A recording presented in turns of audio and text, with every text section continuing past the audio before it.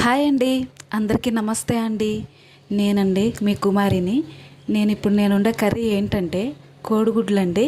మామిడికాయ వేసి వండుతున్నాను.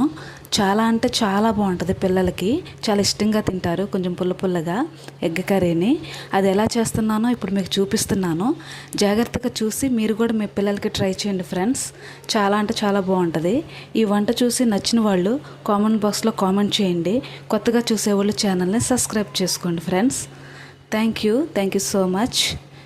ఏంటి సండే స్పెషల్ ఎగ్ కర్రీ ఏంటా అనుకుంటున్నారా? ఏం లేదండి, పిల్లలకి బోరు కొట్టేసిందంట చికెన్ కర్రీ అంటే.